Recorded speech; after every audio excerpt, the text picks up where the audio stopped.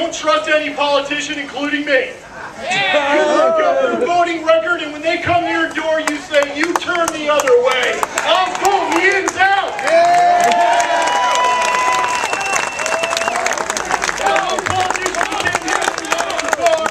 Politicians who came here and they wanted to speak, we said, absolutely. All you have to do is promise to never raise taxes, and that cut that group down about 50%. So I'm going to let you come and take it over, and this will be one of many. No tax pledge.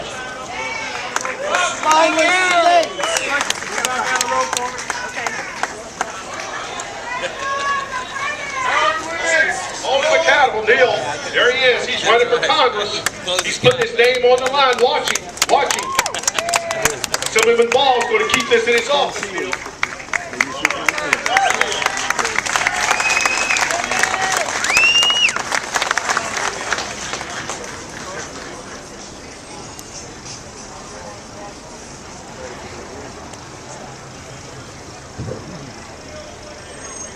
How's everybody doing tonight? My name is Neil DiCarlo. I'm running for Congress here in the 19th District. I'm not going to stand here and speak for 5 minutes and give you Sean Hannity bullet points. I'm just going to say 2 things to you.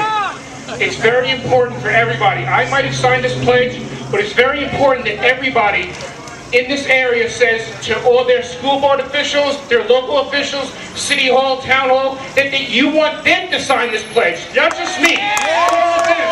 Property taxes have to get lowered, cuts have to be lowered, and we have to tell our elected officials to the local level, to the government level, that we want cuts. 10% across the board. Cuts. When times are tough, what do you do at home? You cut. When times are tough, you cut. My pledge is cut taxes and hold our officials accountable. And if you don't do that, then shame on you. And I was at a meeting in Orange County yesterday, and if I am elected your next representative in the 19th District, I guarantee and promise you one thing, just one thing. I will give you nothing if I'm elected. No pork, no special interest project. I'll give you nothing. I will promise that I will cut taxes. I will promise that I'll hold all 434 members of Congress that they will have to cut not 1%, 10%. And when they say no, I'm going to say, explain it to the people. Explain it to the people that you're not going to cut, and give me a reason why you're not going to cut. Because it's time that we hold them, like Greg Ball said, accountable. No more standing around and doing nothing. I see hundreds of people here. Route 6 was backed up for 20 minutes when I got here. Does people care about this country? I can see it reflected in everybody's face. Just remember, tell all your politicians, cut. That's all what you want to do with them. And the second thing I want you to tell our President and Pelosi, and then I'll wrap it up with this, is that we the people will take back this country, because it's a simple thing. No more elites in office. Common sense politicians. I'm not a politician. Greg Paul is not a politician. He's a normal American like everybody. And we need to elect normal people. Common sense Republican and conservative solutions. Normal Americans. If we nominate and elect normal human beings, we will take back this country from the elites, and we will win in November. God bless you, and God bless everybody here. Still fired up. Still fired. Is he mad? Real mad, ain't he? Get them out. Get them out. Get them out. Get them out. Get them out. Get them out. All right. Let's get ready to rumble! What we got a shout out? Somebody balls guys, he said we got to do a shout out. Come on up. Who's going to do the next shout out? What's your name? Paul McGann. Oh, what are you mad about? I'm mad about a lot of taxes that are going to New York. The MTA tax, the beer taxes that have forced me to go and buy beer in Connecticut, and it cost upstate New York 1,000 jobs because Budweiser canceled their expansion. Because from the beginning to the end, they taxed our beer, they're taxing everything we buy here, and now they're even talking about a VAT. What are we going to do about it? Vote them out! Vote them out! Vote them out! Vote them out!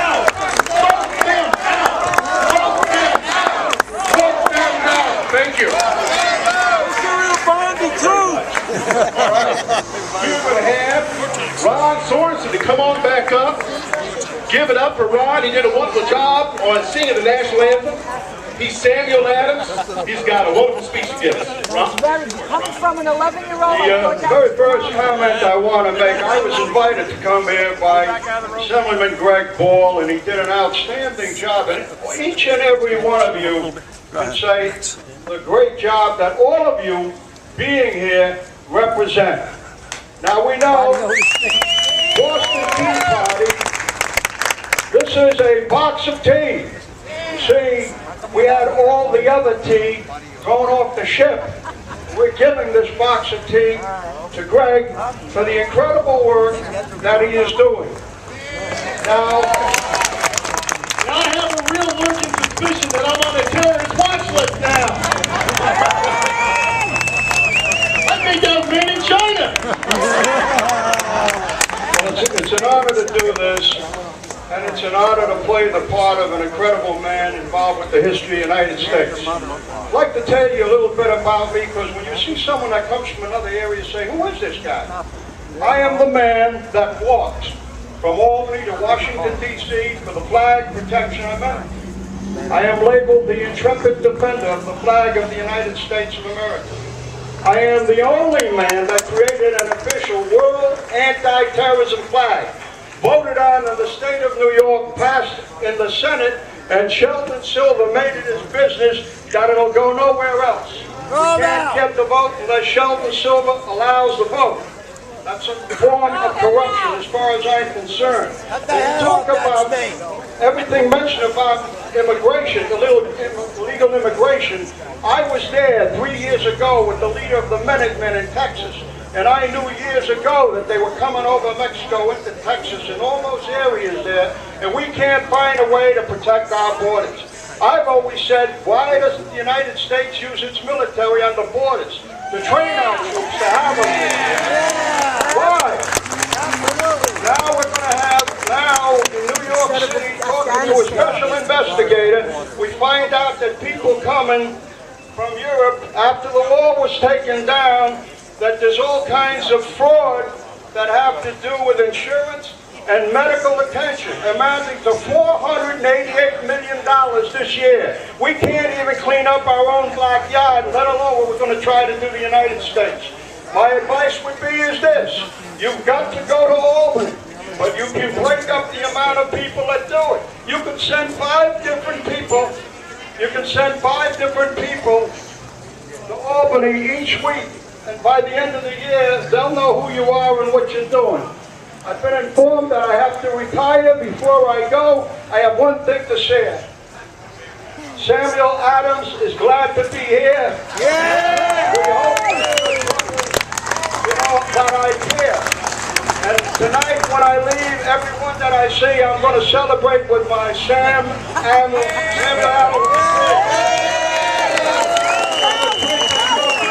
Tonight, brother, you're incredible. God bless you. I'm glad that I was invited here. Thank you. Give it up for Sam Adams again. He's wonderful. Give it up for him. A true American.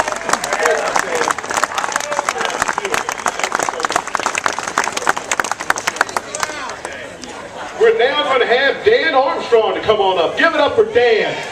Give it up for Dan.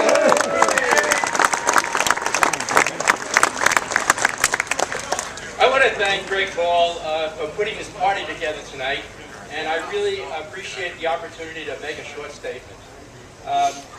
We are all painfully aware that this is tax day 2010, and don't be fooled if you're getting a return, because what you did was you gave the government part of your earnings to use, the big spenders to use, for 2009 without any interest.